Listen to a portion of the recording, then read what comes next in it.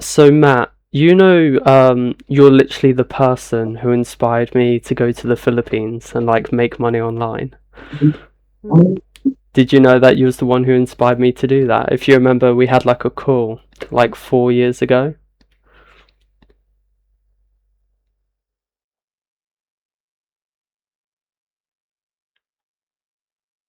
Yeah, I remember us talking about it. Yeah, I do tell a lot of people to actually do a lot of the research themselves as well. Right, I think half of it is encouraging people to actually get out the comfort zones. right, yeah. Because that literally changed my life. Because I remember I was in college and like I was studying like IT and like stuff like that, and I didn't enjoy it. And I actually left college, and I was wondering like what else should I do, and I was watching like digital nomad Yeah, videos on YouTube and stuff, and like that's how I came across your channel, and and then I remember leaving college and I asked you, I said, oh, I want to go to the Philippines, like how do I make money online? And I remember you asked me, you said like, did I have any digital skills? And I said, yeah, I've been doing video editing since I was like 11 years old. And then you was like giving me advice on like how to get clients and stuff. And I actually managed to get like my first client the same day and everything. And I was making money like pretty quickly. Like the first ever month, I was making £500. Second month, £1,000. Third month, 1,500. And then I managed to save up like £10,000, and I went to the Philippines like 9 months later afterwards. So yeah, that was I. I didn't really, me personally, I didn't really like staying in the Philippines though because I was really worried about like the food safety and stuff. Because like there was like weevils in my rice, like in the supermarkets I saw like cockroaches. Literally like on the food I saw like cockroaches. Yeah, and I saw yeah. I've seen yeah, I've seen mice in the supermarket. yeah, that's what turned me off Yeah, from the Philippines, yeah. Um, Also, I saw this guy who was like touching raw but the chicken. thing is, Yeah. a lot of people don't. Yeah,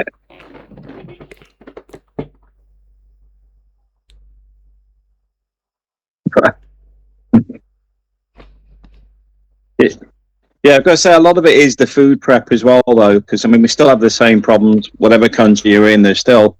I think you'll see posters at schools and stuff where around bins where they'll say yours within 10 feet of a rat.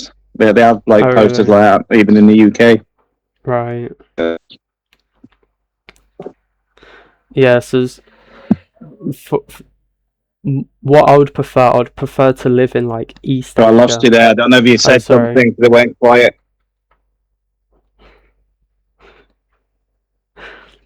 Yeah, I think the Yeah, go ahead. connections. I think connections a little bit bad, but yeah, I wouldn't want to live in Southeast Asia. I don't think. I think I would much prefer like East Asia, because I think like their like food safety is a lot better. And it's like for me, it's like an important thing. But I wanted to ask you Yeah, about. yeah. Like I said, the food. Yeah, go ahead. Yeah, I was gonna say I wanted to ask you about like where. So you went to the Philippines, and I think you was there for like 20 years, right? Like how long? How long was you in the Philippines for, and like what age?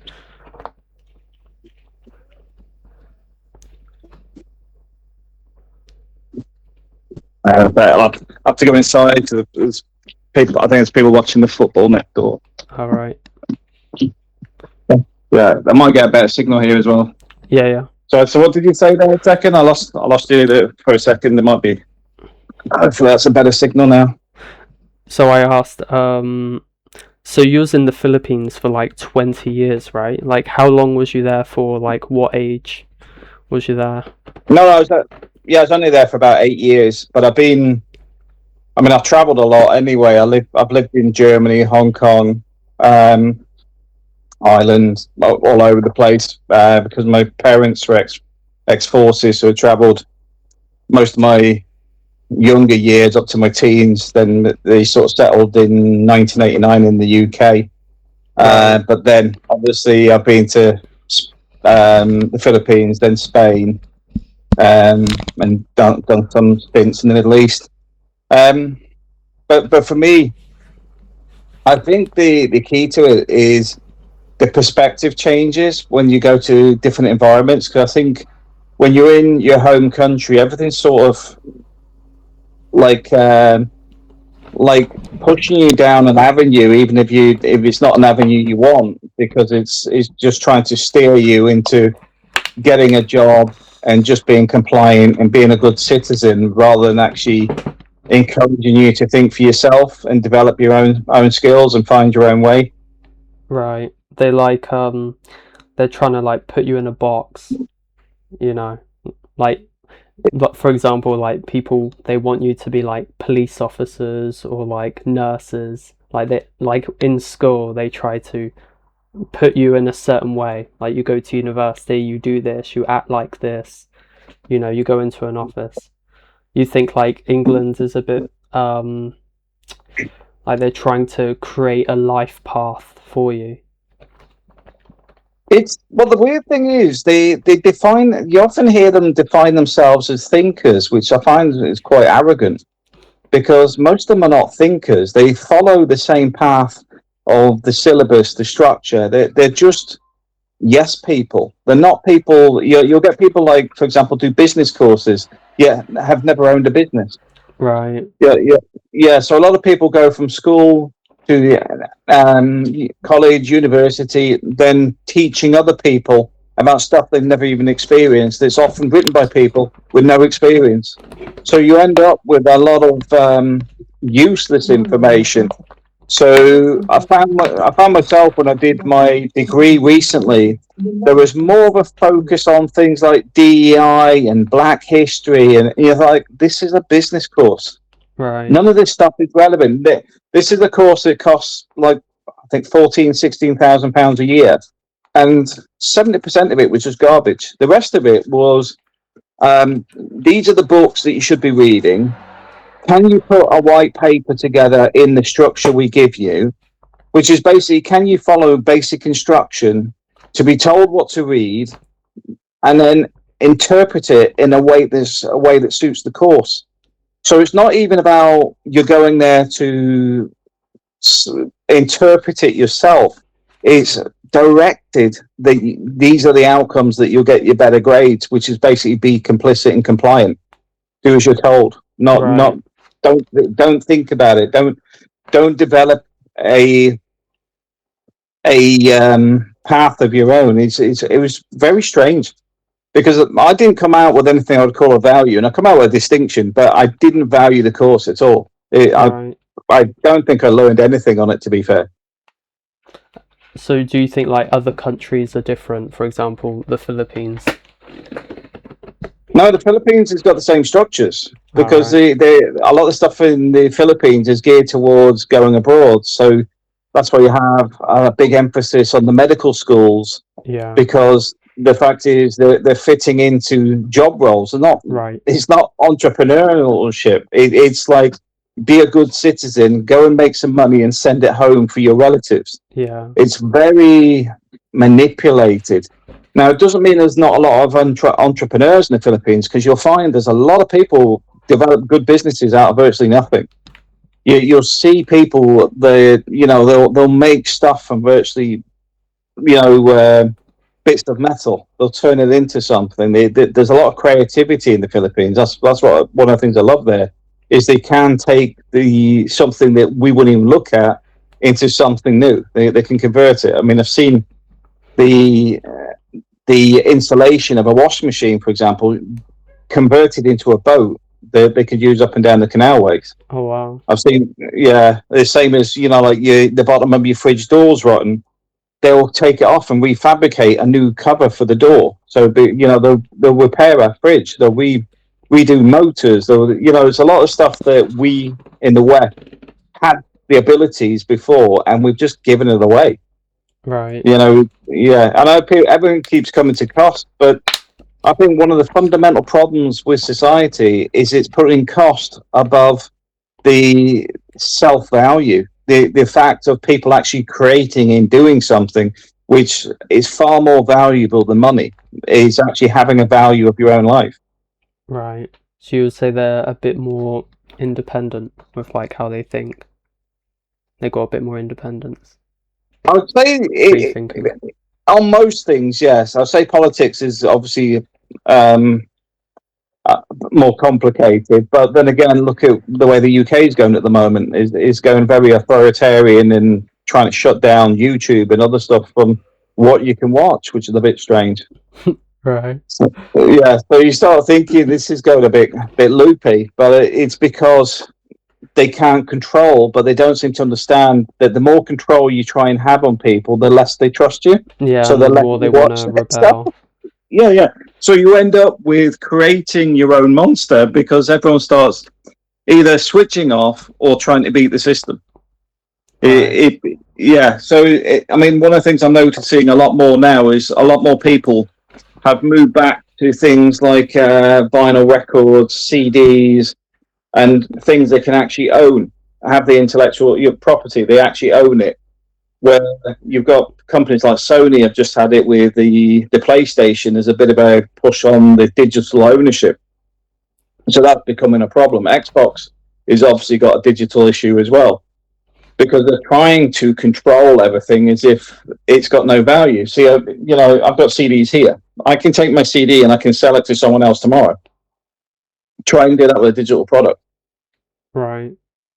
So there's a lot of things like that. The same with SaaS, sales as a service. A lot of people turn around and go, "Oh yeah, like Adobe." Adobe's expensive anyway, but then as soon as you cancel, you lose everything. Yet you've been paying for it for years. Right.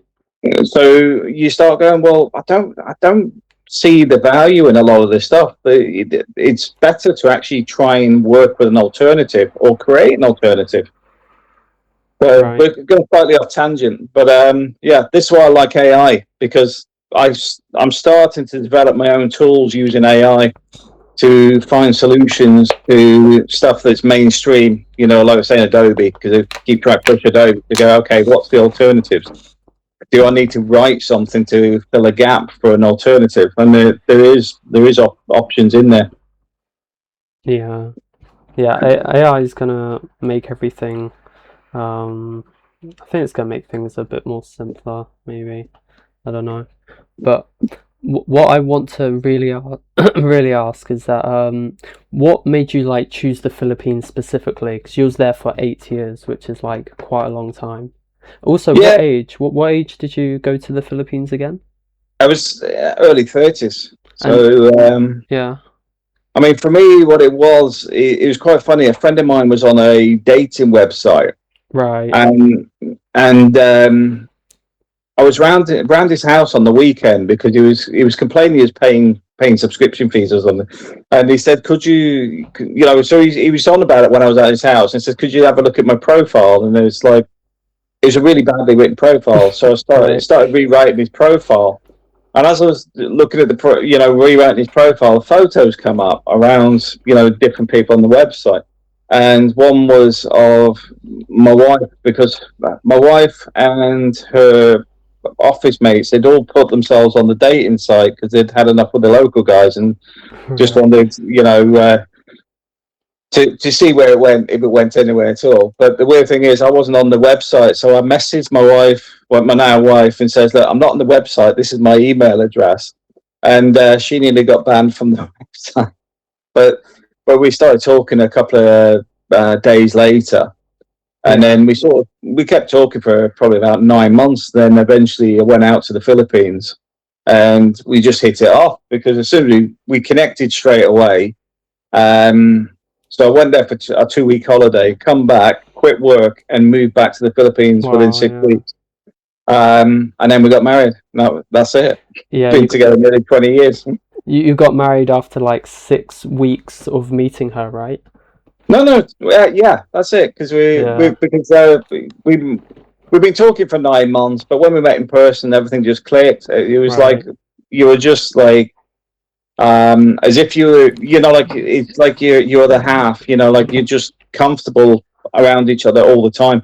And then so went back to UK, quit my job, and sold everything and moved moved to the Philippines, and that was it. Moved there Yeah, full time. I remember we had like a conversation like 4 years ago. I remember that you said you and April, like you never argued once. Or you said you never argued or something. Yeah, we don't argue. Yeah, that's incredible.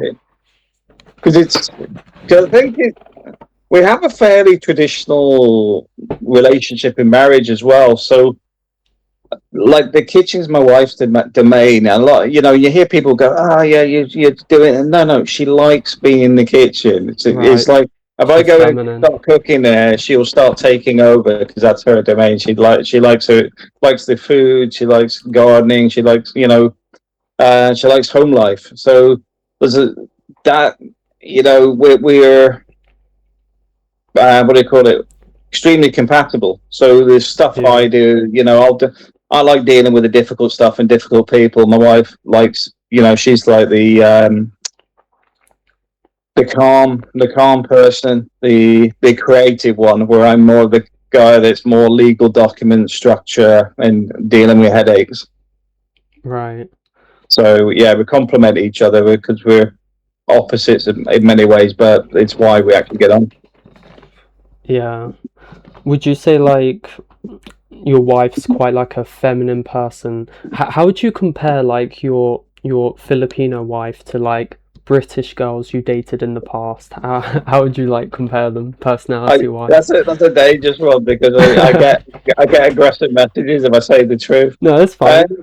yeah, I mean, yeah, I would say most Filipinos I've met are um, upbeat, feminine, friendly.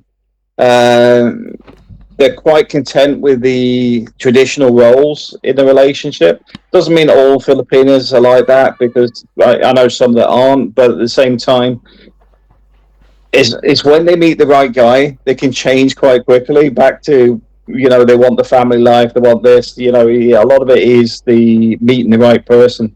But in Right. the UK, I find it very complicated because I find it's almost like indoctrination where a lot of women have like a chip on the shoulder that shouldn't be there, Right. or it's like they're looking for a partner to help them through life rather than being a partner. If you know what I mean? It's Right. like, it's not like they go right. Well, we're happy together or whatever. It's like they're almost like they're wanting to be carried. At the same time, they want to have a more control in things, which it's. I think, to be fair, I think that's one of the problems in the UK is it's caused the downfall of many a relationship because it's when you hear it's all about me. It's I want me. You can hear it in the words when they start talking. It's my house, Right. my this. I achieved this. I did that, and you're sitting there going, "Well, yeah, where's your partner in this?" I mean, we were talking about. Funny enough, we were talking about somebody else a couple of days ago, and I won't mention what it was about, but the guy's talking. Sorry, the guy didn't talk in the videos, and he normally does a lot of YouTube stuff. So he's normally the talker, but they were on a different channel, and her father was talking, and because it was about the father, and then the wife, his wife was talking with the daughter of the I say it's the father-in-law. They're talking, and I thought, how weird! They didn't even introduce him Yeah. of why he's there. He's just there, but it's all like me. I did this. I did that. I'm like, she was the woman was irritating me within 2 minutes because it Yeah. was all about herself, but at the same time, her business was actually her father's business. He'd given it to her, and Yeah. then she's acting as if like she's doing a big favor to him because of having him come and live with them, and it's like, but it was his company. Your father gave you an entire company, and your husband worked for you in that company. See me, I couldn't have my wife work for me. We work together. It's just how Right. I can't understand why people would have that logic of going, I'm the boss here. I'm in charge. I'm just like, that just makes me cringe so bad. Yeah. So would you say like British women are a bit more maybe selfish and maybe a little bit more masculine compared to like Filipinas or girls in I Asia? Yeah, fine. Yeah, but I think the British women are having a hard time because their identities are being robbed from them. Right, yeah. So for me, I don't blame British women. I blame British women from, because you'll hear on a lot of my videos, I talk about the decline from the late 60s, because that's when Yeah. you started having the feminine, what they call feminist movement. But the feminist movement moved away from where it wanted to be. And then it started becoming where women wanted the choice to work, and then it become women must work because both people have to work. So then the kids then suffer because they're going home to houses when there's no parent in the evenings when Right. they turn up. And I remember watching a documentary about these feminists from the feminist movement. They were part of all this, and I think three of them were editors in books and magazines, etc. One of them ran a woman's refuge, but they all said it wasn't the feminism they wanted Right. because it's not. So although they asked them, well, what changed, and it was like they had changed because they had matured. Because as they got older and were hating men and burning bras and all that sort of stuff, they hit a certain point where they there should be more women in big corporate jobs and all this nonsense. And then you go, well, yeah, but most of the guys in those jobs are single, divorced, committed for about 120 hours a week. And then you get these feminists like have now had kids and whatever, and they've stepped back and working part time and stuff. It says, well, I wanted the family life. And Right. it's like, yeah, you realise the contradiction that you decided you didn't want the corporate job because it's horrible. But you make out that men do it out of like choice or bitterness or something. It's literally they've just got bills to pay. But it's not a choice. Most of these jobs are horrible. Yeah. You deal with a lot of horrible people, long hours, often commuting every day to cities, and it's just they're not great jobs to be in. They may No. have a job title, but the life with it isn't worth the commitment that many people put in. No. It's funny. I feel like you know how most women their ambition is to like get like a really good career, work hard and stuff. The funny thing is if they like skipped university, because let's say a woman she's like she's like 18, she just turned 18, and instead of like going to university, studying hard, then working a job, if she just focused all her time on sleeping well, eating healthy, learning how to like be like having good social skills, I bet you she could find a millionaire husband in like a year. If she focused on the right things to attract rich men, she would never have to work ever again. And I think she would be so much happier as Well, you well. see it. I mean, yeah, I mean, you see it with. You don't see many attractive millionaires with ugly women. Yeah. Yeah, because I know there's a certain because it's quite funny. I've seen some of the other day where they're looking at millennials at the gym 2 hours before work, and then it's got like Gen X, my sort of generation. They're going in our generation. We were still out night clubbing, Right. so we would just like go. We get home, have like a 2 hour, 4 hour sleep, then into work straight. Like we just like party all night. And myself, I some weeks I'd be out for like 2 weeks. Going to work every day, but still out partying every single night. But that people say, well, don't you regret doing all that stuff? And I was like, absolutely not, because you were just doing what you enjoyed. And you're right. A lot of people focus on like, I've got to get a degree, I'm going to get a good job. And the first thing I'll say, for who? Who are you Right. trying to impress? Is it a princess thing? Got to make daddy proud, or if it's not for yourself, why are you doing it? Right. It's because it works both ways. It's if you're a guy and you want to be going to the gym every day, doing it. I get it. I mean, I'll try to do it, but the problem is I have so much bloody corporate paperwork. I get bogged down. But at the same time, when you go back to when I first went to the Philippines, I was in a very good shape because I used to go. I'd be on the treadmill 3 hours a day. Like I'd run the treadmill flat out for 3 hours, just flat out, every single day. Because I used to go to the gym every single day. But the thing is, you start to, like me, I've got kids and stuff like that, so your priorities change. But if I was a woman, if I was a female or a male, I'd say the focus has to be on yourself and where you want to be, because not everything is about money. Money can give you freedom, but I think you can have freedom without so much money. Yeah, 100%. Yeah, I completely agree. Yeah. So I do think a lot of people get caught up, especially now in this TikTok generation, where a lot of stuff is like, look at me. It's all self-promotion. But I do think there's a lot of value in actually being a bit more humble, and you don't have to always show your wealth. You can have wealth without having to show people you've got it. Yeah. But also I think there's a lot of opportunities still out there. As I was talking earlier with the AI, I think AI plus 3D printing plus other technologies that you can do from home create a massive amount of opportunities that weren't there 10, 15 years ago. Right. And the reason I say that is a lot of that stuff can be like at a micro scale, which can actually earn more than most people are earning in top jobs. Yeah.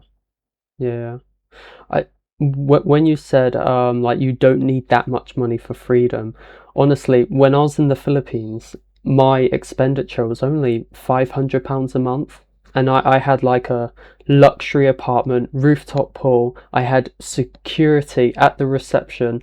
It was in like the nicest area. Do you know Ayala in Cebu? It's near like IT Park. Yeah, I know. Yeah, I was in a place called Ayala, but yeah, my rent was £300 a month, and it's like making, for example, when I was doing video editing, I was making £1,500 a month, and I was only working 10, 20 hours a week. So it's like I had a great life. I didn't work that much. I was very comfortable and relaxed, and like I had complete freedom. Like life was great, so you don't need to become a doctor, make 10,000 a month, £1,000 a month in Asia. Your life's amazing. But you just hit the thing is the reality is, if you're working for yourself, you can write off a lot more expenditure. If you're working as a doctor, you're locked in, like say a junior doctor, is 80 hours a week. But also you can earn more than a doctor by actually getting paid the 80 hours. Right.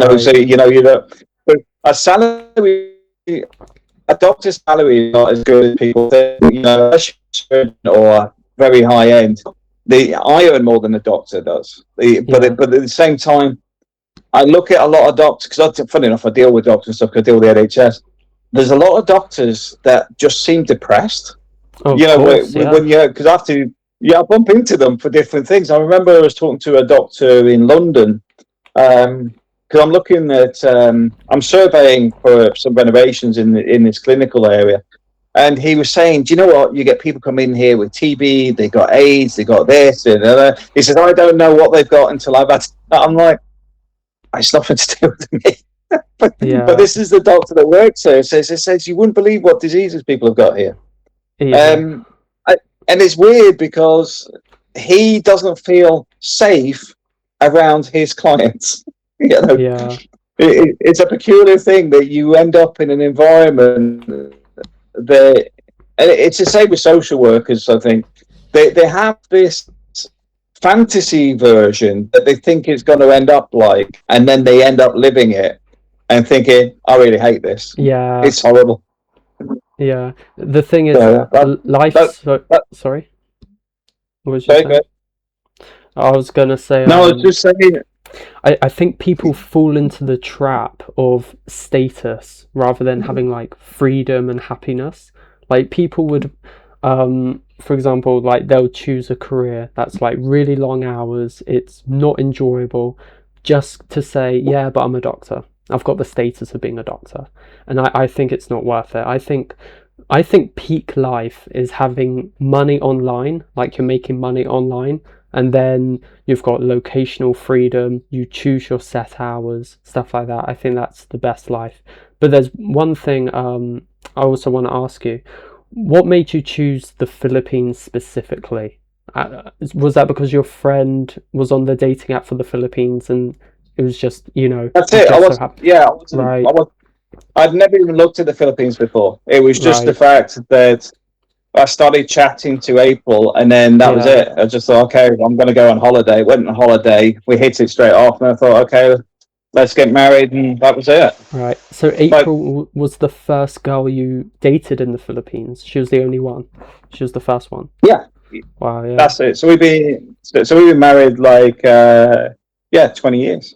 yeah, But see, the thing with me is, this my friend that was dating on the website. As he said, because I actually tried to get him to come out to the Philippines, and his version of me is quite funny because he says it's all right for you because you would jump out of a plane and find a parachute on the way down. He says that wouldn't happen to me. I'll be shot at the airport by some crazy person or something. what does So that mean?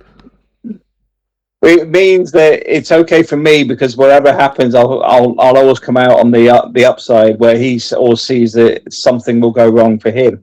But I think that's the holdback for the majority of people. That's why I say people, just go out, experience, try Yeah. it, because it changes perspective. Even if you don't like it, your perspective will Oh, change. it's huge. Amazing, yeah. Yeah, because you, like you said, you come back with a different version of what you can do financially, Yeah. and freedom, and your self-reliance, and the ability. How you see everything suddenly changes because your normal day-to-day UK life is locked into a very tight bubble. They Yes, want people yeah. just to pay tax. They want people just to go to work. They want people to just do as they're told. But as soon as you go somewhere in Asia or Middle East or wherever, suddenly it's all changed. Everything's changed because all the stuff that was confining you is based on your interpretation that you've been told since childhood. So when you remove all of that, you're suddenly like, wow, this is strange. Like, one of the things I like about the Philippines is you don't pay much tax, but at the Right. same time, if you want extra stuff, you can pay for it. Yeah. I mean, when I wanted the telephone lines put in, I paid the company's I bought the telegraph poles. Right. You try and do that in the UK. You just say, "I'll buy them. I'll buy the telegraph poles." And if you won't run it up there, no, you've got to dig a trench. You've got to bring it down here. You've got to do this. Where in the Philippines, you can literally go right. I need this done, and you can work a deal with the electric company, the water company, the internet company. They're all flexible. Even we're dealing with stuff with the police, immigration. I find everybody is not so rigid, Yeah, and less like regulations. they're workable. Where Yeah. we get caught up too much on often false regulations, by the way, because it's a bit like in Spain. There's a lot of they blame the Spanish for a lot of the Brexit stuff. Yet it's been the Brits doing it to themselves. Doesn't want the Brits, and it's like, well, no, it's not been like that. A lot of the Brits, the local government was doing courses for 2.5 years to help people fill in the paperwork, and a lot of Right. people still didn't do it. And then they complain, "Oh, I've got to go back to the UK." It's like you didn't fill they literally will walk you through the forms, and you didn't even bother going. Yeah. And anyway, I'm getting such. But the point being is, in the Philippines, I think it's a lot more adult. You can get a lot more done. You can deal with the things a lot easier. Don't get me wrong, corruption is rife, but I Yeah. think my view on it is the UK's corruption is very different. I just think it's actually worse in the UK because It's more hidden. you pay for it. it's more hidden, but you don't get the flexibility. Right. So you're not a lot of issues you can't resolve. Where in the Philippines you can resolve 90% of the issues. Right. Yeah, that makes sense. There's like So that's why I like it. Sorry, go ahead. I was gonna say there's like a British meme where it's like, you got a license for that, mate. Have you heard of that meme? You got a No, license for that. So the that joke sounds is about right. like in the UK that like the regulations are so strict that you need a license for everything. Like you for example, have you got a license for walking down the street or something like that? It's like a meme, but Yeah, but yeah, it makes sense. It's like with the drones. It right. starts off with, oh, we need a bit of regulations. Now, Yeah, can you yeah, give us yeah. money every year? Yeah. It's like, I mean, this little drone here, for example, if that fell on somebody's head, it'd probably give them a bump at best. So, does that mean we should do the same for a baseball or a cricket ball? Do we need a license for everything? Because the average person is not doing stupid things with it. Yeah. But it's not enough. But you can give us money. We're protecting you by taking money from you. Oh, cars are a problem. Okay, we'll tax them then. We'll put Right. in these zones, and it's like, okay. So I had this argument with somebody before about London for the rush hours, and they're saying more people should use public transport. I says, have you been to London in rush hour? No. The transport system can't take any more people. You'll be stood where they block you going down to the underground because there's too many people underground that they need them to get onto the next couple of trains before they'll even let you into the station because it's already overburdened. It's already over capacity. So Right. all we're doing is taxing without solution. It just doesn't make any sense. And now we're trying to push people back into an office. At the same time, many companies don't actually need or want the people back in the office. Right. Because I mean, I remember when I worked for Carillion a long time ago, we had a initiative where we had to reduce our costs by 20 million a year. So they downsize everything, downscale constantly because obviously there's issues in the business. But the reality is, I've been into a building in London where there was only 2 desks in the corner. It was like something out of Hitchhiker's Guide to the Galaxy, where they got all this office space and it's just 2 desks. The whole place has been emptied because they're just waiting for the lease to expire. But the reality is that was a building that probably housed about 300 people that could all work from home now. Yeah. And they instantly you gain 2 hours a day commute minimum.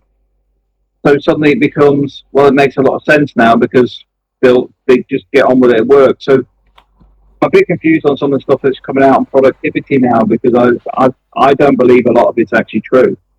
I think Right. they're just trying to force a lot of people back to the office, which I agree and disagree. There's certain jobs I do think people need to be in the office because otherwise they don't work.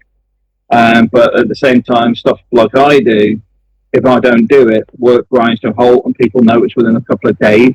It's not like 2 years or something. Yeah. Because a lot of you have that engagement where there's stuff constantly going on. Yeah. Anyway, I'm off track again. No worries. I've got another question as well. Was like the lifestyle difference compared to Philippines and England, especially with like housing? Like when you went to the Philippines, what type of house did you live in? When we first went out there. The April's family has got like a it's a family lot. So there's a few houses in that lot. Right. So we had a mini house, which was just like small kitchen, small bathroom, and a bedroom. It's quite small. But we moved from there to we built an apartment on April's mother's lot, and then we built another apartment above that, and then we bought the lot adjoining lot next door, and we've got 6 apartments there. So Oh we're yeah, I also remember. small scale there. They were like one bedroom apartments because we didn't really need much more than that because we function as a what do you call it, a compound. Right. So the fact is, April's mother was like either next door or we were in the apartment above April's parents. So Right. they spent a lot of time with the kids because like having the grandkids and stuff around. So we all sort of lived in the same lot. But around us was all a family and extended family as well. So probably 100 relatives around there, different relatives Right. in different houses. So it's quite a. I liked it because it was quite a strong community. Yeah. I mean, it's not perfect, nowhere ever is, but I did find that even like when things are a bit argumentative, they could be resolved quite easily because you find you could tell. I tell my wife, my wife got an issue. We tell my wife. My wife tells her mother. Her mother then speaks to whoever it is that's causing the issue's mother, and then suddenly it just resolves. Yeah. So there's yeah, but it doesn't mean it's always easy going. One of the neighbours thought somebody stole his motorbike, so he stabbed him. Oh wow, that's crazy. Yeah. So so that was but that was few and far between. But there were, you do people have one extreme to the other on the same thing. But I found that Right.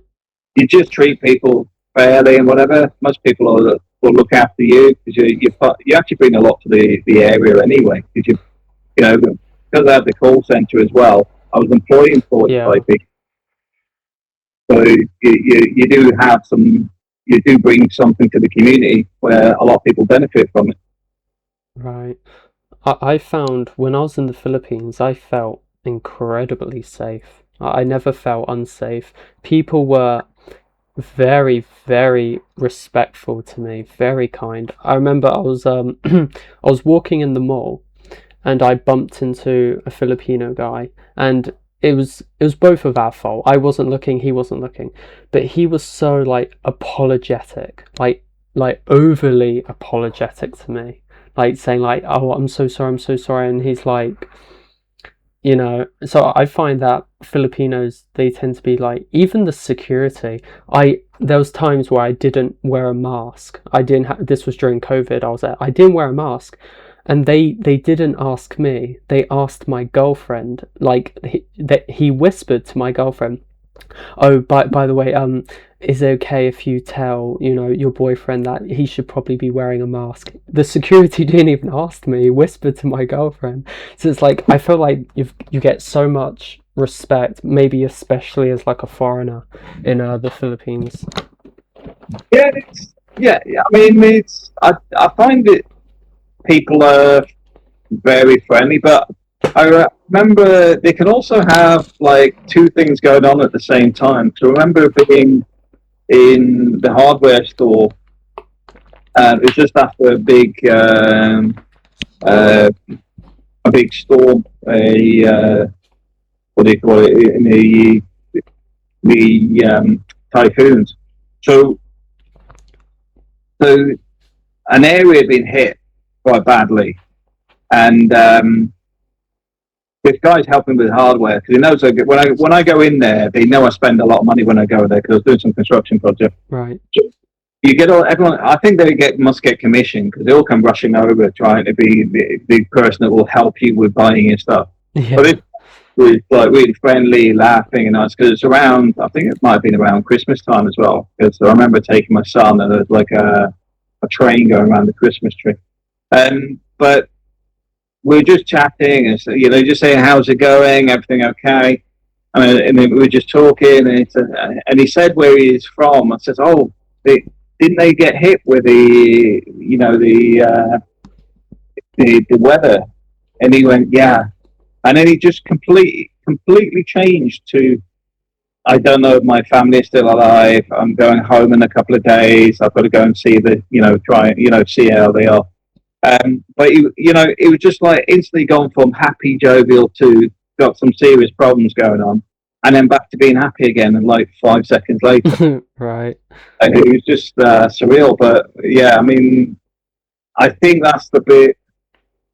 The Philippines can be very good and very hard at the same time. I understand what you mean. Yeah, the happy-go-lucky thing. So they're very The good thing is they're very relaxed and happy and positive, but the bad thing is I feel like they can be quite unurgent and they're a bit too relaxed. Like they're not serious enough.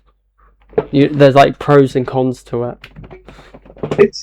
I think some of the stuff is preventable, and they do the same thing over and over again.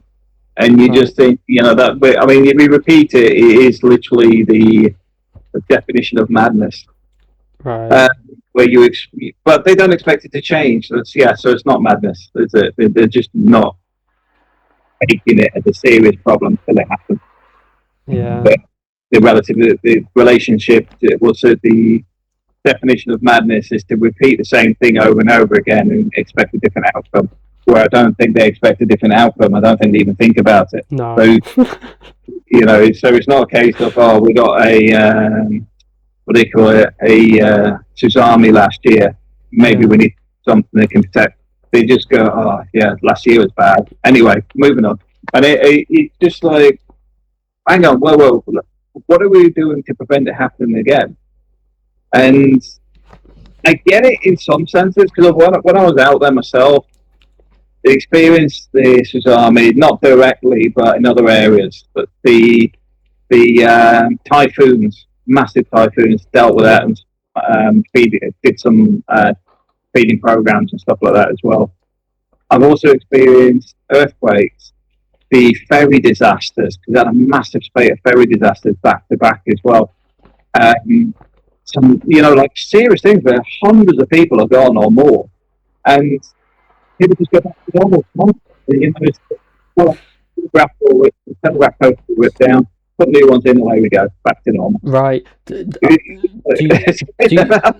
Do you think after like disasters that Filipinos, they tend to bounce back like really quick? There was a story. So with my ex Filipino girlfriend, her sister was in a relationship for 5 years with this guy, and then he died at 25 years old of leukemia.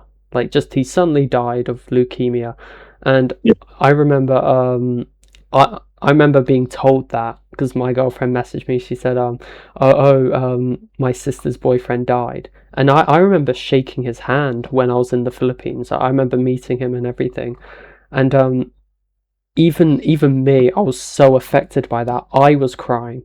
But with them, they seemed sad, but literally like 2 hours later, there was just eating dinner and there was laughing. And I was like, that was quick. Whoa, that was quick. And I was still crying. And I only met him once.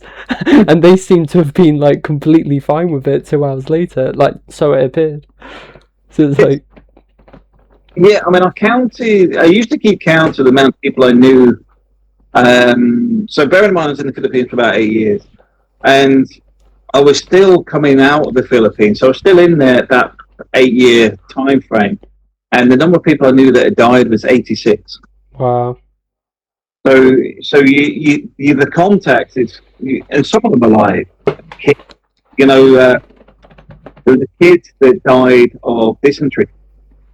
Dysentery? What's dysentery? But they didn't have the money for the medication or stuff, because I think they put like drips and stuff on. So basically, the kid died of dehydration. Now, I was a bit annoyed because they come asking for money for some donations towards the funeral and the coffin and stuff. I was like, well, if you come when someone's alive, he'd probably still be alive now because I've paid for the drips. Right. So sometimes it's a bit confusing because I think people perhaps they want some to keep face, but when they need most, they should just say, I'm in a bad space, can you help me? Because I've done it a few times. I don't really promote what I do. The weirdest one was this woman had been in a car crash. It's outside the South Gen Hospital in England. So she had a head injury being struck by a vehicle. Yeah. The woman didn't know her, but a couple of people I deal with where I do mini projects I don't really talk about, and I paid her medical bills without telling anybody. Right. And a year later, I get this weird message from somebody on Facebook, never met, don't know who they are, and she just said, I want to say thank you, and I'm like, what about? I don't even know what this is about. Yeah. And she had to explain to me she was the woman that basically I paid to keep. I didn't even remember, because I just paid the bill. It's just like, yeah, I'll just pay it because one of my friends had asked. But it's like I said, the Philippines can be quite hard and humbling at the same time. It's a strange environment, but I think that's what made me more of a genuine person. I'm going to admit that, because when you see the extremes on both in the same environment, Right. it does hit home a lot harder. Yeah. So when you was in the Philippines, how was you like funding like financially? So because you had like many businesses, right? Yeah, I mean, when we first started, we started off with a piggery. We built a couple of apartments. We were selling mobile phone load, which is phone credit. Um, sorry store. I think it's sorry store running. It's one of them. Um, we did the call center. The call center was very successful. Built peso computers. Yeah. So it's the internet inside like an arcade box. Built the arcade box as well, and all the coin slots and stuff. My old videos are still there of me doing that stuff a long time ago. We also had an internet cafe as well. So yeah, but the thing is, as I was saying earlier, you don't need much to live in the Philippines. No, you don't. So you get to be a bit more of an entrepreneur, because even when you haven't got a lot of cash, it's the fact that you can try things, and I've never had a business lose any money. That's the weird thing. You may have to put a lot of time in, but they never lost money. No. You always got back at least what you put in. I mean, the call center at its peak was making $17,000 a week profit. Right. So that's what paid for the building, bought the building, renovate the building. That's come Is out that pounds? dollars. $17,000 a week in profit. Yeah. Oh, that's a lot. And that all went to you. Well, yeah, it's my business. Wow. You could, because the thing is, a couple of months of that you could just retire. Like if you Well, invested it and just lived off the. well, the thing is, I bought the building, renovated it. We rented some of those units out because there's still people living in them now because we rent them out as apartments. There's still the one of the units is still got, I think, 15 computers set up with all the cubicles, everything's still there. Yeah. Because we mothballed it all when we moved to Europe. But yeah, you could retire there quite easily. But my kids are getting older, and I wanted them to educate in Europe. Of course, yeah. Yeah. So that's why we made the move. That's what they sort of a running joke in our house, because my wife will tell the kids, because they're very westernized now. They grew up in Spain, right? What's that? They mostly grew up in Spain, right? Yeah. So they live on the coast. They've got a good lifestyle here. So they've been back to the Philippines as well, and the contrast is massive. But my joke is your dad just wants to sell the house and move back to the Philippines and just live off the money from the house till he dies. Right. Yeah. Yeah, but I mean, we're not really doing that. It's just like the kids are playing up. We're just like, well, we'll move back to the Philippines. What suddenly like came into my mind, because I understand that because I remember you used to make videos talking about like MGTOW and like even some red pill stuff. What made you wait, I think you crashed.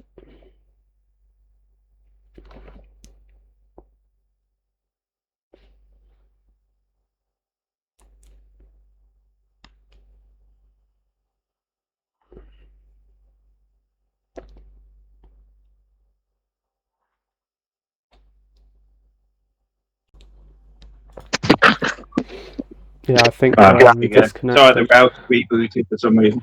Yeah, no worries. Because Yeah. I remember when I watched your YouTube channel like a few years ago. I remember you made like some videos about MGTOW and like red pill and stuff. And Yeah. I was wondering, what was you afraid of getting married, or do you have any fear of like getting divorced? Like, what made you choose to get married? Like, with the fear of knowing, the divorce rates and like, how women can be and stuff. For me, it's the person. April's a different person to what you would find on the average Western woman these days. Right. So we committed that there is no divorce. That's one of the things that I'll say. The off is what part of getting married was we're never going to divorce. That's one of the things we made a decision before we even got married. There is Right. no I'm not happy, all that nonsense. It's literally you're in for the long haul. Otherwise, we just don't get married. And we were happy to commit to that, which is why we're still together and still putting up with each other. Right. But it's quite funny because we talk to other people and we don't seem to have a lot of the issues they seem to experience. Right. So it does become quite funny when you hear some of the stuff where people will say, like, they'll say to my wife, does she have to ask me about spending money or whatever? And it's like, no, Matt just says spend what you want. And they find that really peculiar. It's like, well, does Matt control your money? No. Oh, okay. Does Matt know you're going out for lunch or whatever? It's like, he says, do what you want. Right. People find that quite strange, but I find that quite normal. Yeah. You know, that's why I find it. But also, even when some of the relationship breakdowns I'm aware of, I think a lot of it is because they're so out of alignment with each other that they focus on creating problems that shouldn't really have in their relationships in the first place. Right. So yeah, so they start creating divisions between each other, but it's other people or outside the relationship that's causing it. So I mean, a recent one was a friend of mine's girlfriend. I'm not no, oh that yeah, long-term girlfriend. So it's not they're not married, but she watches a lot of stuff on TikTok around Tommy Robinson and things like that, and she Right. keeps showing him, and he's very London centric. He was born there, so his neighbours are like, he's in like a very mixed community. Yeah. So he doesn't see any of the issues in there, and he won't focus on something that's a real issue.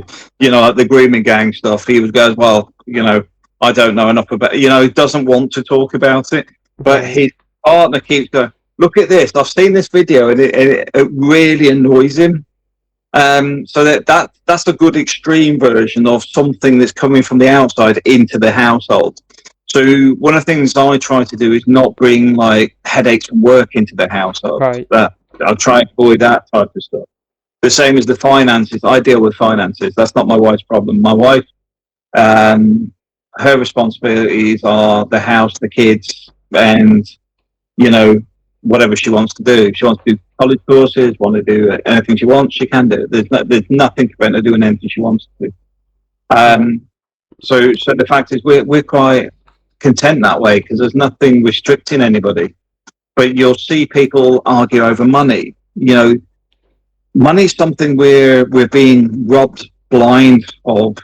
So I think a lot of people need to understand that there's no point arguing with the person that's supposed to be the person who's backing you up 100% about finances if you cannot control the finances.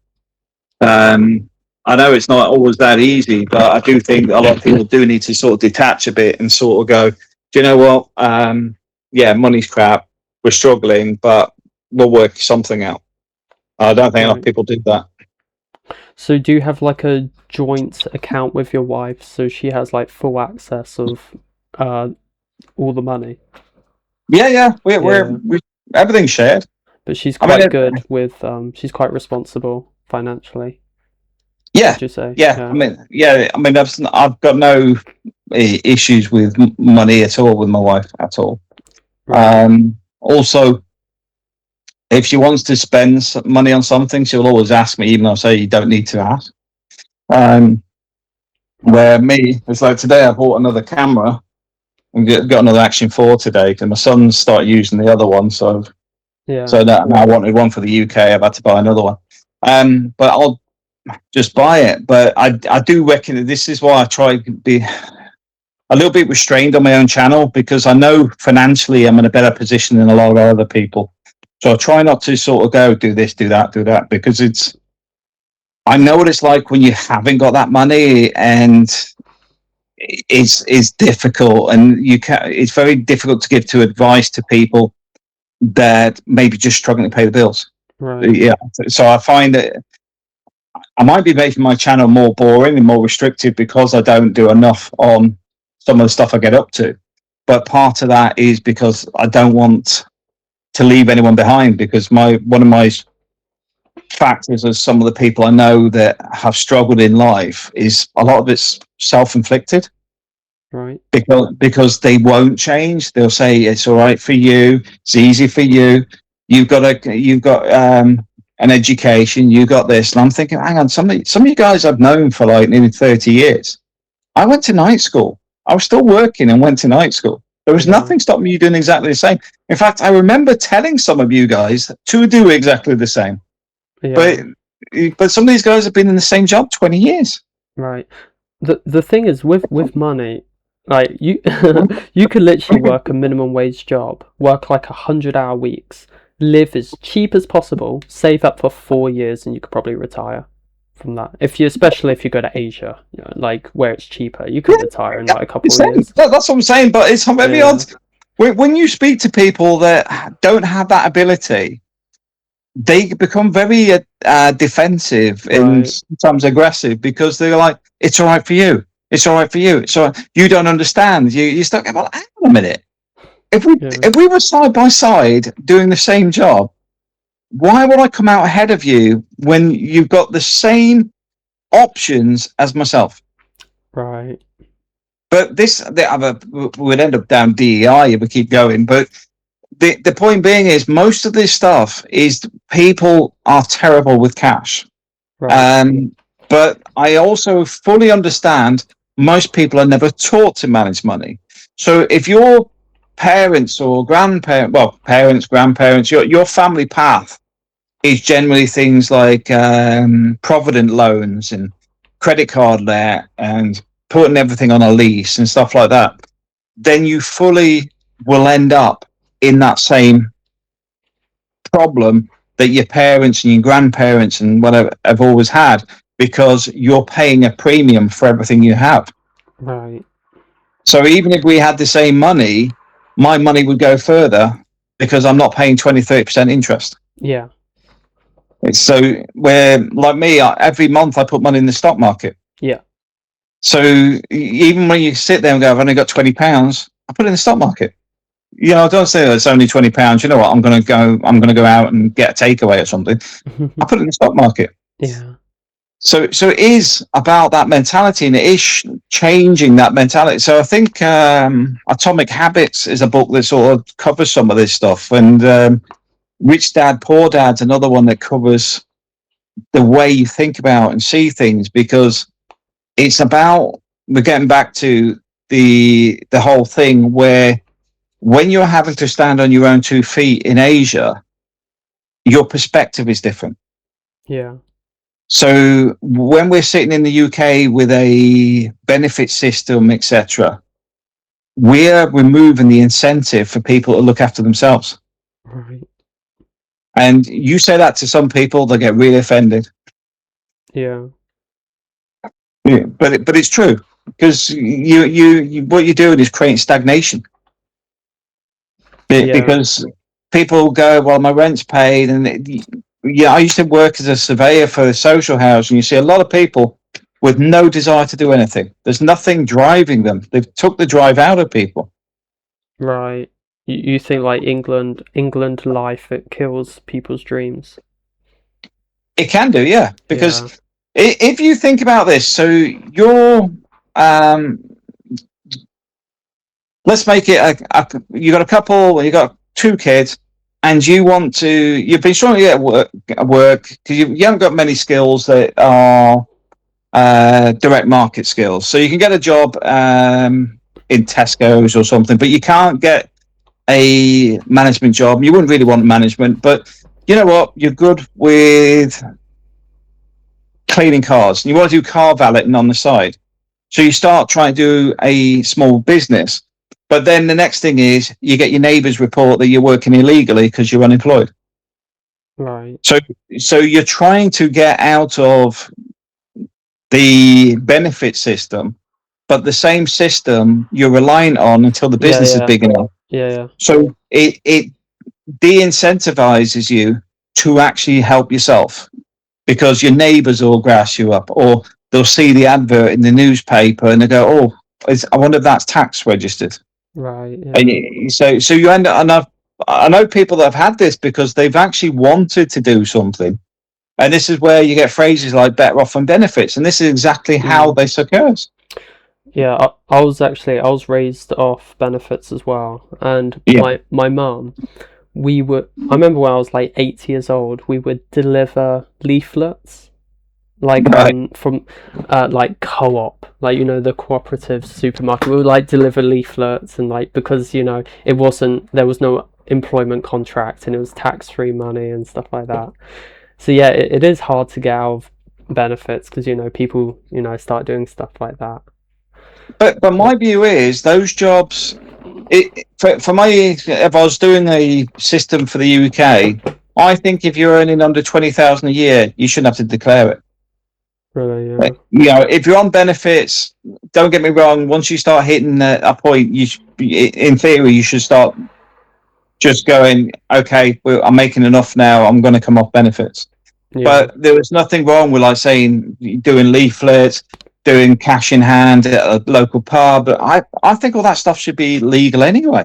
You yeah, know, for somebody like a cleaner at the cleaner only working 4 hours a week at the pub cleaning the toilets, whatever. You just go, do you know what? Just leave them alone. yeah. They're not stealing millions or something. These people No, have they're contributing to society. So I don't think anybody that earns under 20,000 on the side should pay tax. But really, I would put a caveat on the fact of anybody that abuses the system should be heavily taxed. So, for example, if somebody suddenly has, well, I've got 10 businesses where I make 20,000 a year, or suddenly you go, well, no, that's 200,000. That's right, that's a no-no. But you could actually say, if you earn up to 20,000 by doing sideline jobs and that's yours. I don't even want it declared. That's up to you. But I would want it declared just to say I'm earning this, so they can actually see there's a contribution. But also, it demonstrates that there is a need in society for this, because I'm not a fan of minimum wage, because minimum wage causes inflation. Inflation then financially hits everybody, but it right, worst affects the people that are on minimum wage, because when you hit the supply chain, you hit like everything from the people picking fruit to the truck drivers delivering it to the people working in supermarkets. yeah, So the impact is more on people on minimum wage than it would be to somebody like me, right, because the amount I'm buying will be far less. Because in the UK it's only me, wife and kids are in Spain, but the fact is I would be buying less. So for example, if you've got a family of four, their impact is much higher on their finances than it would be on me, because the percentage wouldn't make that much difference to me, because I yeah, don't buy that many of those goods. But from a family of four, what do they mainly spend money on? Their food budget, their electric, the water, the heating, and this is all the areas that are getting financially hammered.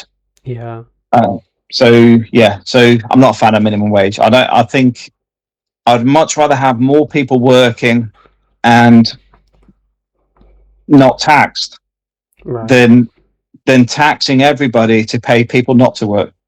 Yeah. It just, I find it mad. I really No, do. it doesn't make sense. Well, the thing is, you look in the Philippines, you can see the sort of divisions in the systems because there's lots of people with side jobs. You have cleaning lady, laundry people, and you'll have yayas and nannies, and there's different levels within society, and it functions. Yeah. Don't get me wrong; the medical bit is a bit more severe, but from the ability to feed and live, I think it's probably in a much. I'd say it's in a better condition than a lot of stuff in the UK because I Yeah. think the land ownership's a lot more in the Philippines, percentage wise. I I think think. Tibet weirdly is one of the countries in the world. I think Tibet has over 80% of property ownership. Oh wow. So the fact that because the UK is just stacked debt in property, this is why people. I mean, I looked at houses in Northampton. Because Yeah. you're from Yeah. the same Yeah. area. Yeah. I'm just like, I'm not paying that for that. No, it's not worth it. It really isn't. But at the same time, I'm looking at moving out of there because they keep hiking the rent up. I mean, my rent's nearly doubled in 5 years, and you think, Yeah, well, it that's not. has. It's like, but my salary hasn't doubled. No.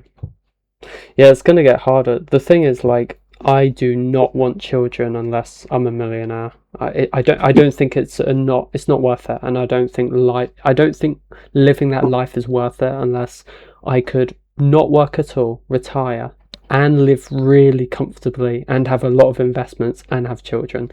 I would need that sort of life for me to have kids. Otherwise, I'll never have kids.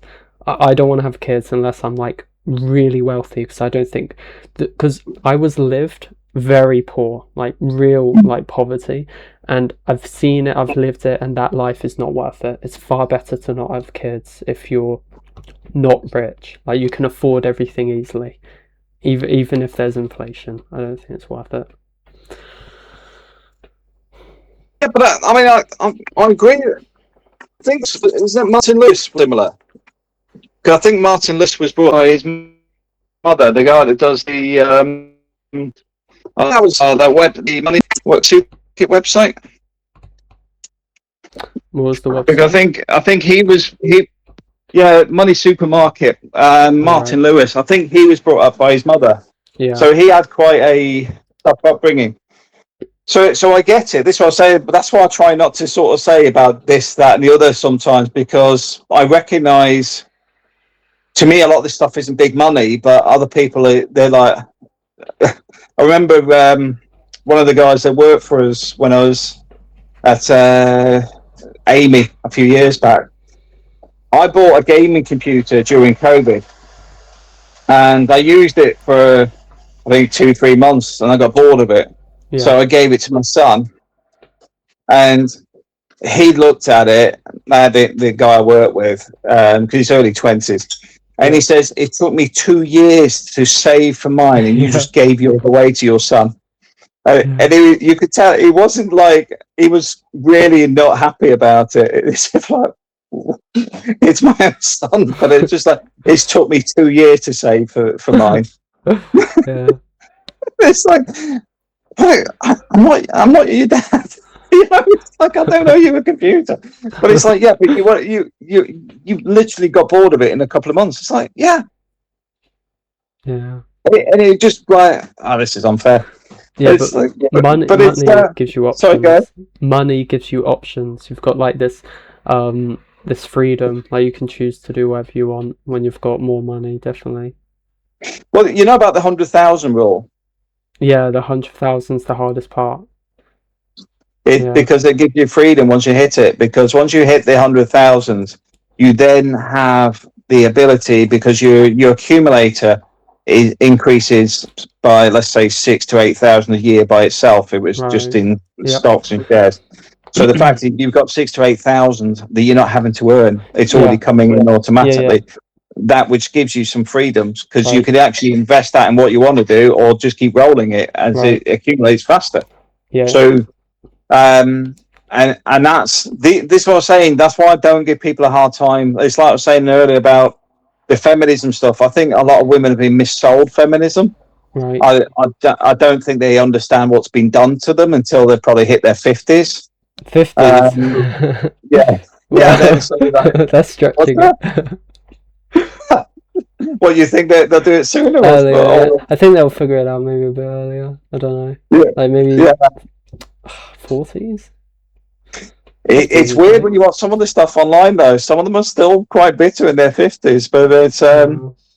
but the thing is, it's why are they so argumentative? It's like as if there's a challenge there, and everyone's going, I don't think you understand the average guy. The average guy just wants an easy life. He doesn't want the headache. So it's just Right. like, just calm down. Yeah, most guys are just chilled out. Most guys are it's like most guys be quite content on their own. So you're not taking anything away from the average guy, because they're quite solemn anyway. So they're not craving attention or anything. It's not what most guys do. Yeah. So yeah. So but you try and talk to feminists about that type of stuff. They won't buy into that, because they need to have the argument. You're just like, Yeah. look, I don't even want to talk to you. I'm gonna have to go. It's just like you Oh just yeah. random now. I don't think there's any point like talking about anything serious to just like most women, I'd say. You just got to be Yeah, joke around and stuff. But I think this would probably be my last question. But as that, you've been married for about 20 years and you're in like a happy marriage and everything, what advice would you give Western guys, like British guys or American guys who want to move to the Philippines? What dating advice would you give to those guys who want a relationship, or they want marriage in the Philippines or from a Filipina? yeah. Well, the first thing I would say is you don't have to get married. That's the Right, yeah. first thing, because a lot of relationships sour quite quickly, because a lot of guys grow 10 foot tall when they go to the Philippines, because they Yeah. get a lot of so SMV. Have you heard of sexual market value? SMV. no, All right. So it basically is like when you say grow 10 feet taller, yeah, basically it means their sexual market value is a lot higher as soon as they go to the Philippines. yeah, Basically, 100%. yeah. But the thing is, it's all surface, because it's like you can meet a very attractive woman, and you can have a conversation, and within 10 minutes you're like, she's giving me a headache now. Oh, really? So the point being is you don't have to get back. So the point being is just take your time, Yeah.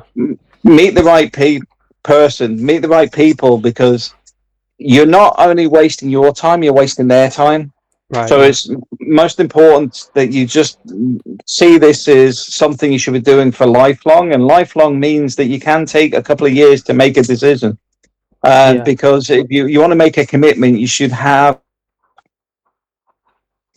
the ability to see that this is something you're committing to, and your expectation is the other person's doing the same. So you need to make sure you're both right for each other, which takes time. Right. Because you can be in a relationship where you think everything's great, but the other person could just be following what you're saying, because, like you're saying, your valuation's increased, and they may be having pressure from family going, you know what, you should marry that guy. He's a great guy, and you can send us money every month. There's stuff like that goes on. So you need to understand that there's other dynamics in there that you may not fully be aware of until you've spent time with the person you're with, and Right. you ask them questions like, are you getting any pressure from family? There's no rush on any of this. It's like, you can take your time to develop together. I mean, a good example. There's someone else I know from a few years, an ex-Marine, but he started dating his cleaner in the Philippines. Yeah. But then they fell out because she stopped cleaning when they were dating. so she wouldn't tidy up in the house. Right. So so then they separated, and then they got back together because I think they split up, and he got her to move back out, and then they got back together, and they're back together now. But the fact is, it was just one of those weird things. It's like he actually employed her to like look after the house, but as soon as they were a couple, she stopped doing what her job was, but at the same time, it was the expectations that she would be the housewife in the house anyway. Yeah. So, That's the so it's a thing. bit of a weird one.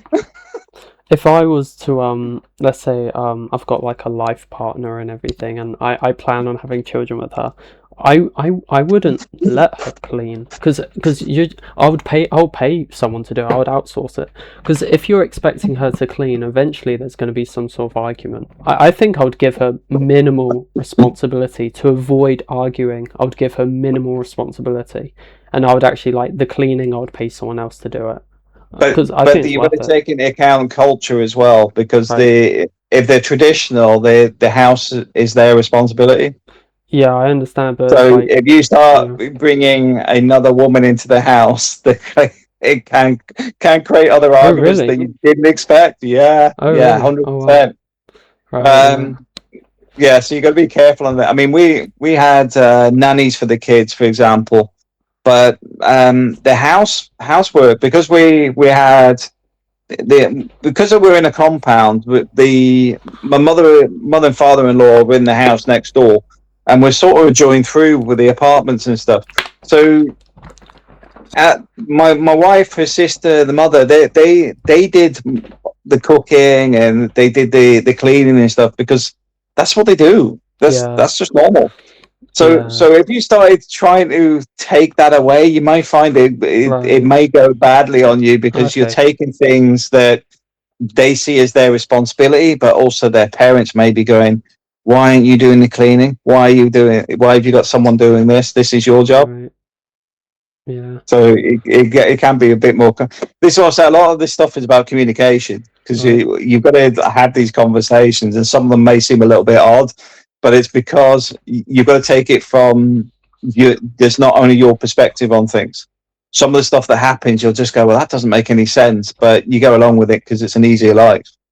Um, it's like I was saying earlier, when you can have the same sort of thing happen year in, year out, and there's no logic in actually just sitting down and fixing it. Sometimes you're thinking, why Right. didn't anybody just fix it?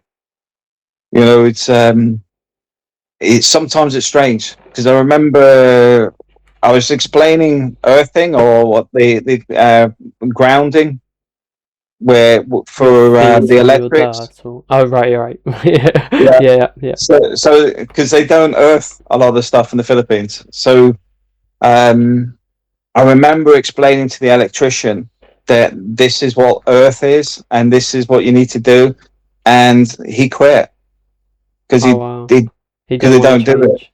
Yeah, Yeah, and it's the same with tiling. I showed them how to use tiling adhesive, and I went out to the hardware store. I come back, and they were laying it in cement, yeah. and I'm like, I literally spent the morning showing them how to use adhesive, and they went back to the traditional method. Right, yeah. Which So it's, they, would you say, like, they don't enjoy innovation as much? I have no idea. That's what I'm saying. You've got to look at it from the perspective of, like, some of this stuff. You're like, I have no idea why they're doing it at all, Yeah. and they won't. It won't sort of. It won't get clarified. I mean, I remember we had another guy.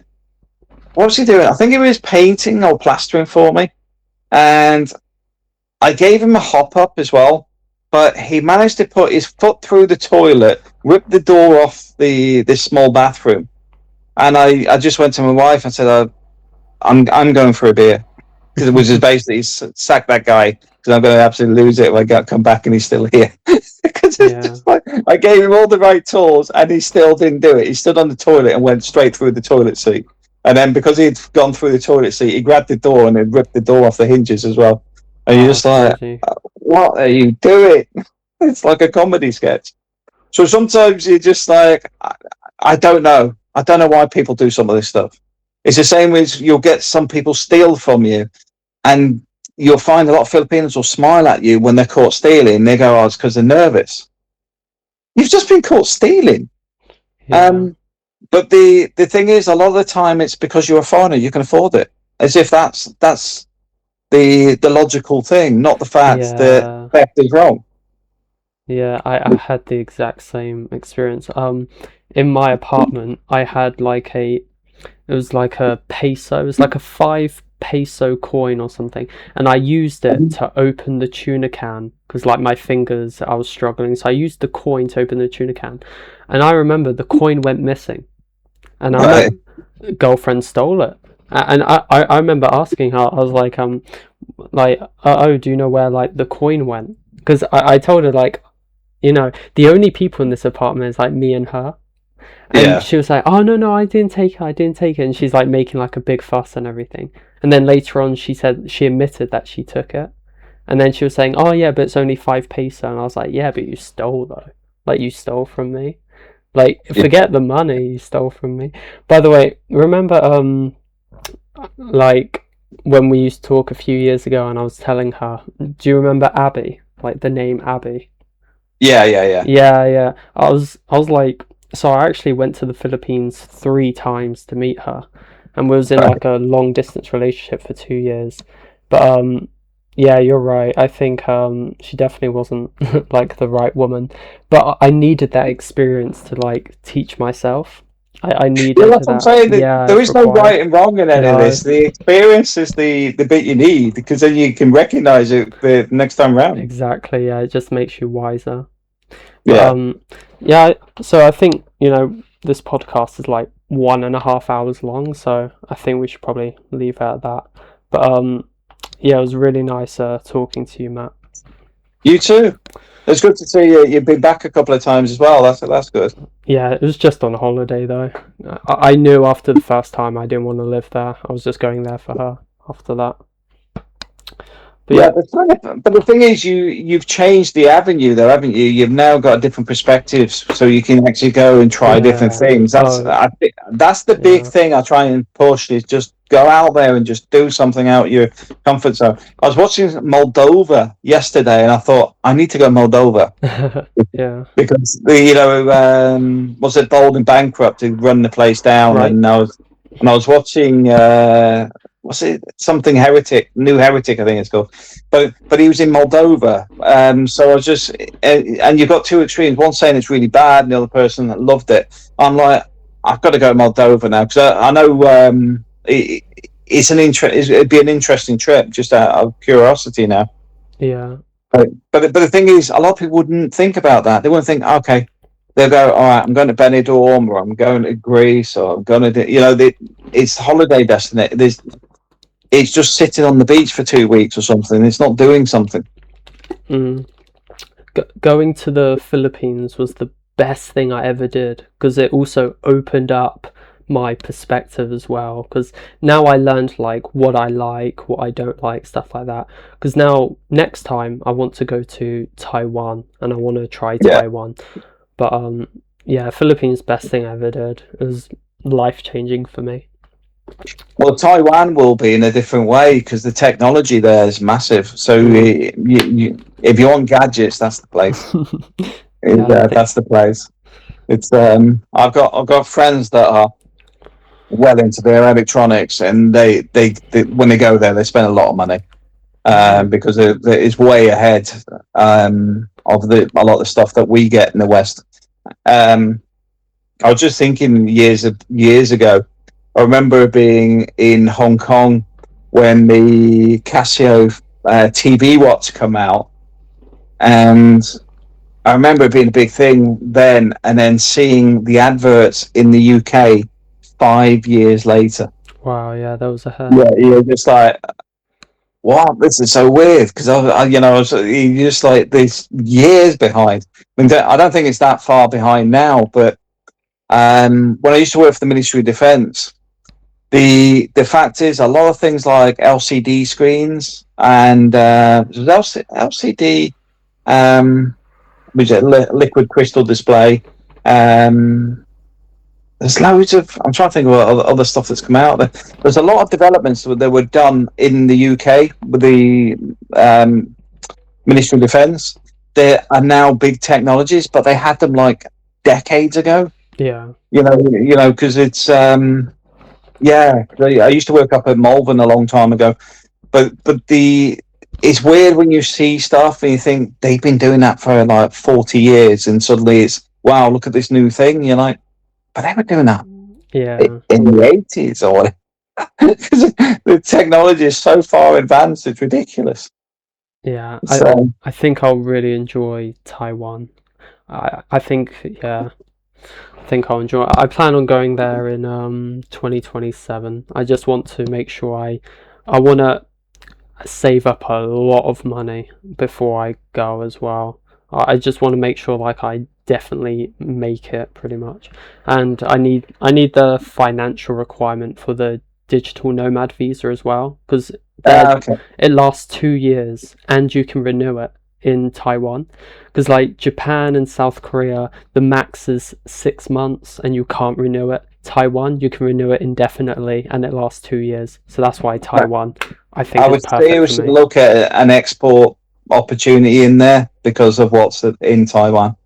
I think you could make some money out of Taiwan just on the tech stuff. Right. Like drop shipping and stuff, you mean? Yeah, but you'll actually know what the stuff is because you're Right, yeah. amongst it. So it's not. You'll be able to get the opportunity. You'll be able to clarify the opportunities better than a lot of the stuff you just buy online because you're there. You can show it. You can say, "Here I am, and this is what I'm literally at whatever mall." Because it's a weird. Once you experience it, you experience it. But it's Right. when my knowledge of like Hong Kong, for example, is from the 80s. And Yeah. they used to have malls there with just like the same computer systems and stuff. It like store after store after store where they just say back then it was Apple IIe, and they used to have like they had counterfeit computers, counterfeit monitors, everything was there, Yeah. and you're just like totally blown away. But I still can smell the plastic, the plastic from the brand new warm computer plastic, that fresh, warm computer plastic from the 80s. I can still smell it of walking in that big mall because it's where it's probably still there now. But it's very, I think there's massive opportunities there for you, really do. Yeah. Because they've got the tech there and you can probably relate to other people that spend money. So I think things like memory prices are a weird thing at the minute. The prices of memory shot through the roof. So there may be opportunities in getting some decent pricing on memory and bulk selling it on behalf of others. I'm sure you can find some opportunities in there quite easily. Yeah, I'm sure. I think they do was it phone chips or iPhone chips in Taiwan or something. That's what it's known for, but They do, yeah. But there's a lot of stuff in Taiwan. A lot of yeah. stuff. So I think you'll do well down there. Yeah, as long as China doesn't invade it, it should be Yeah, fine. yeah. I mean, China's been threatening invasion for like hundreds of years, right? Yeah, Well, so yeah, 'cause I think Taiwan classify themselves as the real Chinese, because they were the guys that were sort of extradited from China. right, So if you go back to you better look it up, but that's the degree of separation between the two. They right. are actually Chinese, but I can't remember. It's to do with, were they the real communists? I can't remember now. But they basically moved there. If you look at the history on there, it's quite an Yeah. interesting one. But I can't remember the actual. It's to do with the party lines and the politics between the two different groupings. But yeah, Taiwan's like, yeah. I think that'd be a fantastic Yeah. trip there for sure. Yeah, I think it's gonna be amazing. But I gotta go now. But it was really great talking to you, Matt. You too. Thank you for joining my podcast.